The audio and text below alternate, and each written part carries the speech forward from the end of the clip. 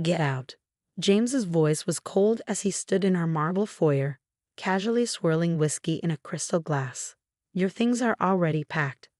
I stared at the Louis Vuitton suitcases lined up by the door, the ones he'd bought me last Christmas when everything still seemed perfect. My hands trembled, but I kept my voice steady. So that's it? After 8 years of marriage, you're just throwing me out. He smirked, taking another sip. Come on, Emma. Let's not make this dramatic. We both know this marriage has served its purpose. Your inheritance helped build ClearTech into what it is today. Now that we're going public, I need someone more suitable by my side. Someone who understands the tech world. My name is Emma Chen, and at 34, I was watching my life crumble around me. 8 years ago, I'd married James believing in love and forever. He was brilliant but struggling, working on a startup he swore would change the world. When my parents died in a car accident 2 years into our marriage, leaving me their life savings and family business shares worth $3 million, I didn't hesitate to invest it all in his dream. You mean someone like Melissa? I asked, thinking of his 25-year-old head of marketing who'd been spending more and more time at our house lately. The way she looked at him during dinner parties, how they always seemed to be having late meetings. James's smile widened. Melissa understands vision. She gets what it takes to build something revolutionary. He gestured dismissively with his glass. You were great for the early days. The supportive wife, the generous investor. But ClearTech is worth $100 million now. We're playing in the big leagues. I looked around our mansion. The sweeping staircase, the chandelier that cost more than most cars. The art I carefully selected to make this place feel like home. All of it built with my family's money, my trust, my love. The board meets tomorrow to finalize the IPO, James continued, checking his Rolex. Another gift bought with my inheritance. Melissa and I need to prep. So if we could wrap this up.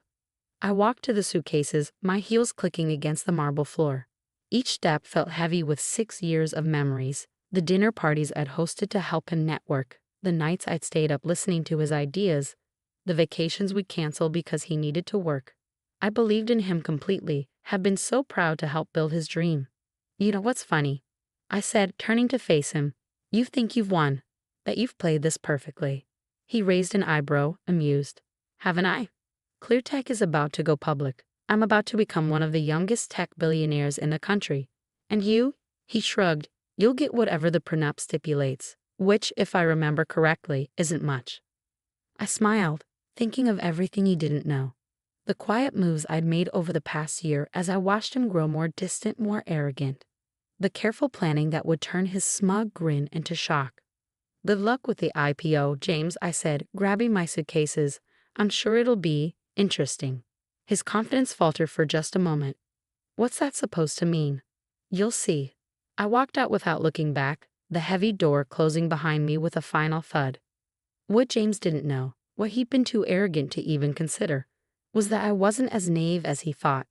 Growing up in a business family had taught me to always protect myself. While he was busy building his empire and courting Melissa, I'd been watching, learning, and preparing. The inheritance he used to build ClearTech? I had documentation for every penny, dated, notarized, and safely stored with my lawyer. The early company contracts, all carefully preserved, showing my role as more than just a silent investor. The long hours he claimed to be working, I had proof of much more interesting activities. But my real insurance policy was something far more valuable, something that would make tomorrow's board meeting very interesting indeed. I checked into the Four Seasons, a small indulgence I planned ahead for. As I unpacked, my phone buzzed with a text from my best friend Lauren. Are you okay? Did you do it? It's done, I replied. He kicked me out just like we expected. Melissa's already moving in. That smug bastard, she texted back. He has no idea what's coming, does he? I smiled, thinking of the documents safely stored in my laptop. Documents that would turn James's perfect plan upside down. No, I wrote. He doesn't. That night, I sat in my hotel room watching the city lights twinkle below. 6 years ago, James had been a struggling entrepreneur with big dreams. I believed in those dreams, had wanted to be part of building something meaningful. The $3 million from my parents had seemed like fate, a way to honor their memory by helping create something amazing. I remember the day I transferred the money to ClearTech's account. James had hugged me tight, promising we'd build an empire together. You and me against the world, he'd said. Partners in everything. Now here I was, kicked out of my own house so he could move in his girlfriend. The wife who funded his success discarded like yesterday's news. But James had made one crucial mistake. He'd underestimated me. Growing up watching my father run his business, I'd learned that trust was good, but documentation was better. My phone buzzed again, this time with an email from my lawyer, Sandra. Everything's in place for tomorrow. Are you sure you want to do this? Once we move forward, there's no going back. I thought about James's smug smile as he dismissed me, about all the nights I'd spent alone while he was working late with Melissa, about how he thought he could use me and throw me away. Unsure, I replied, let's show them what I'm really worth. Tomorrow, James would learn that his perfect plan had one fatal flaw. Me, and I was done being underestimated. As I walked into ClearTech's gleaming headquarters the next morning, the security guard did a double take. Mrs. Chen. Mr. Wilson said, that I wouldn't be coming in anymore. I smiled, sliding my still valid ID card across the desk. He was mistaken about a lot of things, Tom. The elevator ride to the top floor felt surreal. How many times had I visited James here, bringing him lunch during late nights or attending company events? The modern art on the walls, the sleek furniture in the reception area, all of it chosen with my inheritance money. I could hear voices from the boardroom as I approached. James was mid-speech, his voice carrying that confident tone I'd once found so charming. Which is why this IPO will position ClearTech as the leading innovator in cloud security, our proprietary technology. I pushed open the door, and the room fell silent. 12 board members turned to stare at me, their expressions ranging from shock to discomfort. James stood at the head of the table, his presentation frozen on the screen behind him. Next to him, Melissa's perfectly made-up face paled. Emma. James recovered quickly, his smile tight. This is a private board meeting. You shouldn't be here. I took a seat at the far end of the table, placing my laptop in front of me. Actually, I have every right to be here. As a major stakeholder in ClearTech, I think the board should hear what I have to say before voting on the IPO. One of the board members, an older man named Richard, leaned forward. Mrs. Wilson, we were under the impression that you had no official role in the company. It's Ms. Chen. I corrected him, opening my laptop, and that impression was incorrect. In fact, there's quite a lot about ClearTech that needs clarification. James's facade cracked slightly. Emma, don't do this. Whatever you're thinking. I connected my laptop to the presentation screen, and the room gasped. There on display was the original investment agreement, $3 million transferred from my personal account to start ClearTech, with clear terms about my role as a founding investor. As you can see, I said calmly, my investment wasn't just a wife supporting her husband. It was a formal business arrangement with specific conditions about my involvement in major company decisions, like, say, an IPO. The board members shifted uncomfortably, several of them shooting questioning looks at James. He had always portrayed ClearTech as his sole creation, conveniently leaving out the fact that his wife's inheritance had made it all possible. That was years ago, James said dismissively. The company has grown far beyond that initial investment. True, I nodded, clicking to the next slide, which is why I found it interesting that you've been systematically erasing my contributions from company records. These are the original documents, and these, I split screen to show altered versions, are what you submitted to the SEC for the IPO filing. The room erupted in murmurs. Document falsification in an IPO filing was serious, the kind of thing that could derail the entire process and trigger investigations. This is ridiculous, Melissa spoke up, her hand possessively on James's arm. You're just bitter because my husband used my family's money to build this company, then tried to push me out when he thought he didn't need me anymore. I interrupted. No, Melissa, I'm not bitter. I'm just well prepared. I clicked to the next slide, and James's face went ash white. There on the screen were bank statements showing systematic fund diversions from ClearTech's accounts to offshore holdings. Millions of dollars moved quietly over the past year. Would anyone like to explain these transactions? I asked innocently. Because I'm very curious about why company funds were being moved to accounts in the Cayman Islands right before the IPO announcement. Richard, the board member who'd spoken earlier, stood up abruptly. Mr. Wilson, is this accurate? James tugged at his collar, his cold demeanor cracking. These are complex financial arrangements for tax purposes, completely standard. Standard? I raised an eyebrow. Is that what you told Melissa when you promised her shares from these accounts? When you planned to cash out together after the IPO? Melissa jumped up, her chair scraping against the floor. How did you? No. I finished for her. Let's just say you should be more careful about what you discuss over company email, especially when the company's security system was partly funded by the person you're planning to betray. The boardroom erupted into chaos. Several members were on their phones, presumably calling their lawyers. Others were demanding immediate explanations from James, who stood there looking like his perfect world was crumbling around him. This is a simple choice, I said, raising my voice above the commotion. Either we postpone the IPO and restructure the company leadership to reflect its true ownership, or I take this evidence to the SEC.